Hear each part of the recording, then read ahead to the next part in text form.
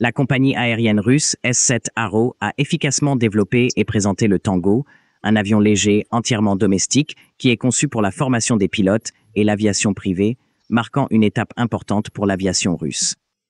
De hauts fonctionnaires du ministère des Transports, du ministère de l'Industrie et du Commerce et de la Rosaviation étaient présents à la torbée de l'aéroport de Stupino pour la première fois, ce qui a été une étape importante pour le secteur de l'aviation russe.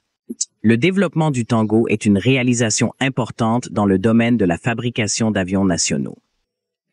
Cet avion innovant à 4 places, qui se distingue par son utilisation étendue de matériaux composites russes et son ingénierie avancée, a été développé par S-7 Aro sur un cours d'environ 18 mois.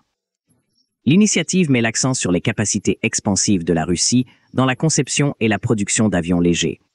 Vladimir Barsouk, le pilote d'essai, a souligné les capacités de vol exceptionnelles à basse vitesse des Tango comme l'une de ses caractéristiques les plus distinctives.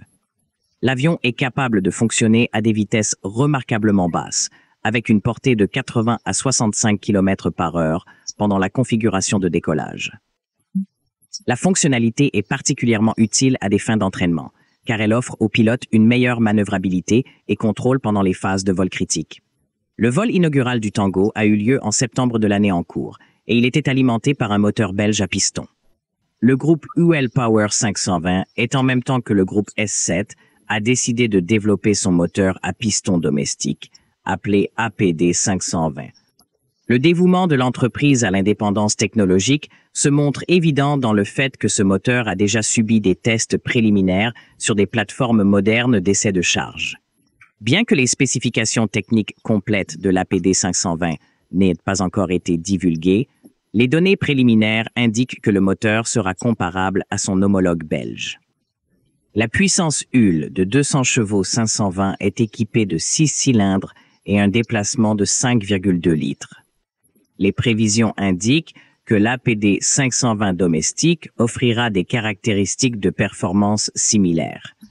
Avec un poids maximal au décollage de 1150 kg pour le Tango, cela a été présenté dans un discours plus large sur les progrès du secteur de l'aviation russe.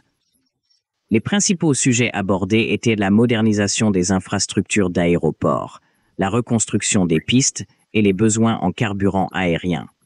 Ces discussions illustrent l'approche holistique mise en œuvre pour améliorer les capacités aériennes de la Russie.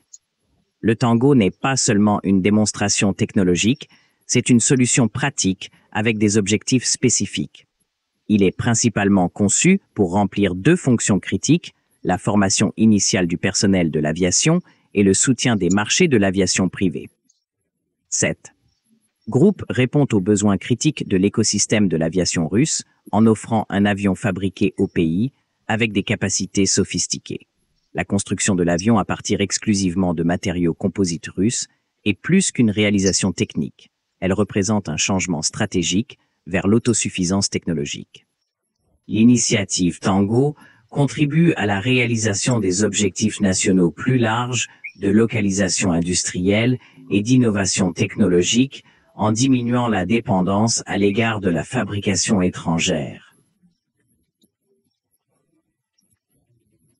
Cette approche multipartite garantit que l'aéronef satisfait à la fois aux normes techniques et aux exigences opérationnelles pratiques.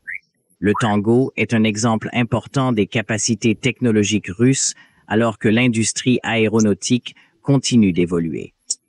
Le potentiel d'innovation dans le segment des avions légers est illustré par son développement, ce qui indique également une trajectoire prometteuse pour les futurs progrès aérospatiaux en Russie. Un moment important dans les annales de l'aviation russe est le premier vol réussi du Tango et la présentation ultérieure S-7. Aro a développé un avion qui est plus qu'un simple produit technologique. Il reflète les capacités techniques et les ambitions croissantes de l'industrie aérospatiale russe.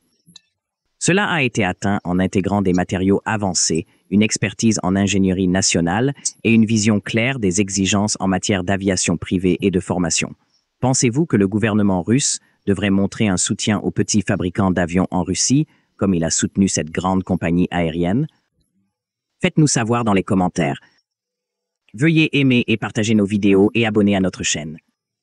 Veuillez également participer à notre chaîne pour nous encourager.